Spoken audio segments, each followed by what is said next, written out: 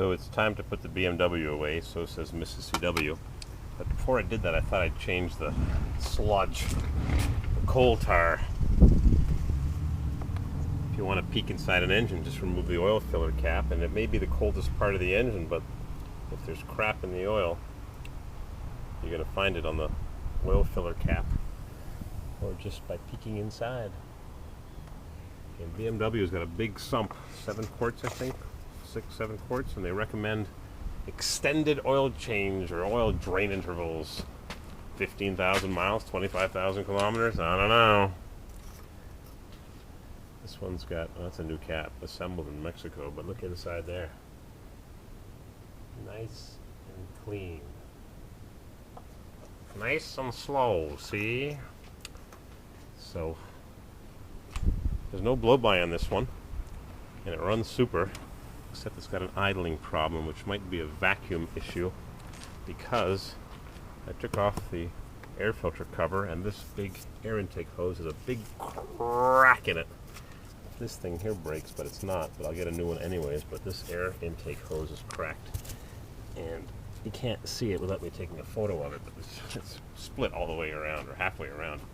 So I'm changing the oil, and it's got a cap that has a 36 millimeter wrench flat oil pan bolt, 17 millimeters, and there is the oil pan bolt. There was no copper washer on it. One came in the bag with the new filter. So here's the filter I removed, made in USA.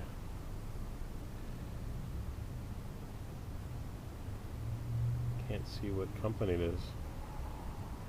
Model L35247 maybe? Kind of hard to read. And the new one is a MAN filter, which is OE recommended, I think. And it wasn't expensive, $3-4, and all it is paper that's crushed on the top, on the bottom, or bottom and top, made in Mexico. It's a lot taller because this one got mangled. So you just stick it inside this oil filter holder, and they give you a new seal. So I'll replace the seal. I've got the oil all drained. Got it up on a block of wood. Oil is dripping. Drip, drip. Axle goes right through the oil pan. And there's a skid plate missing here. Dust shield, splash shield. Yeah, look at that spring for the tensioner for the air conditioning pulley. Right in the breeze. And there's something squeaking. It might be this idler right here.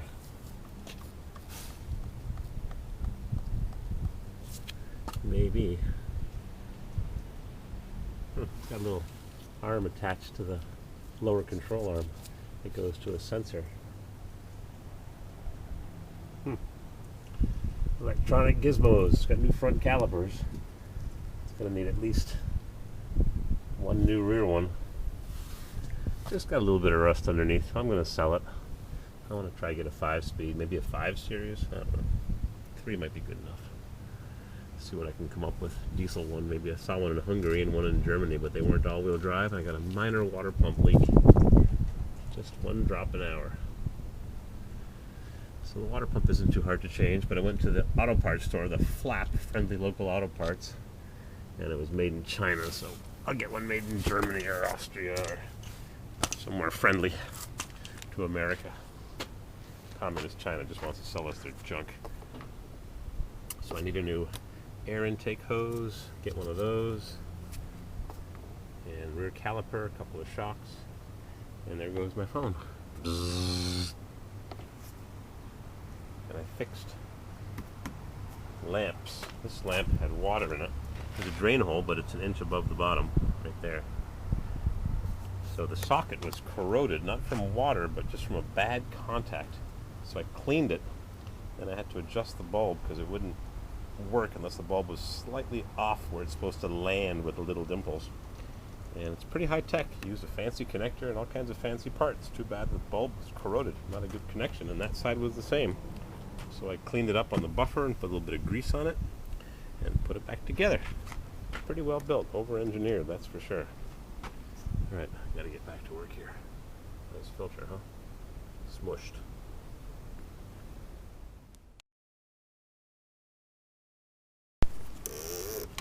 Well, definitely doesn't go back together easy. Boy.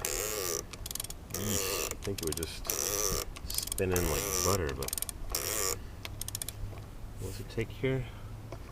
How many foot-pounds of torque? 250 Newton meters. I get out my cheater bar.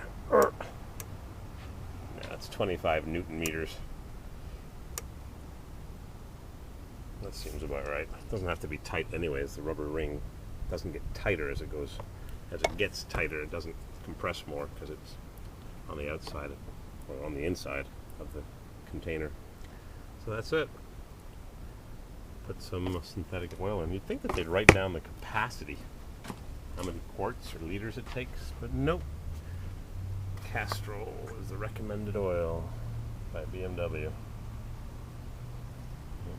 Ugh. What do I got here? I've got a Suburban. Sold. Yep, one of my YouTubers, would you believe it? An hour after he texted me to see if it's still available because he crunched his gas Suburban. Trees and Suburbans don't mix, especially when you hit one at speed. Anyhow. SynPower. Full synthetic. Which one do I use? 5.1 US quarts, 5.1 US quarts. 4.826 liters, 4.826 liters. I think I have some racing oil that I bought years ago. Slick 50. Had that for at least 10 years, if not more. Maybe it's got a date code. 6-quart bottles. All my good junk. And I think I have some here too. 020, 1550 automatic transmission. Oh boy, that stuff has more than doubled in price in the last couple of years. Got some purple something. Royal Purple 10W30. Just use that up. Get rid of it. It's sitting around for so long. Oil pressure. Royal Purple.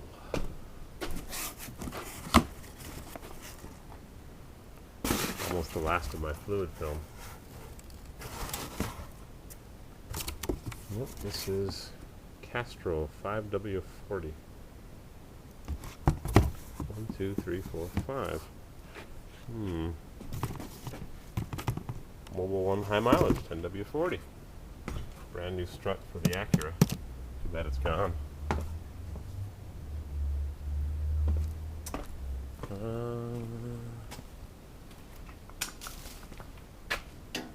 Some more Castrol. I think it takes 7 quarts, 6 or 7 quarts.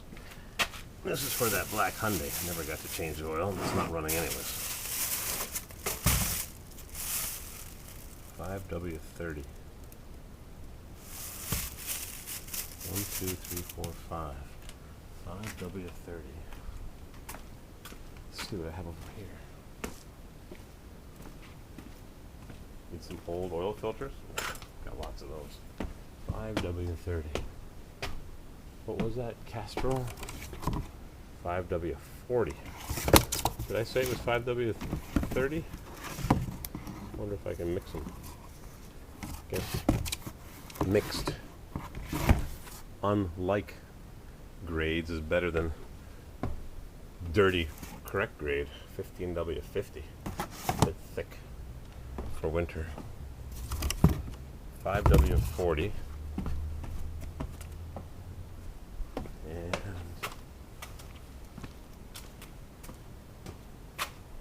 5W40.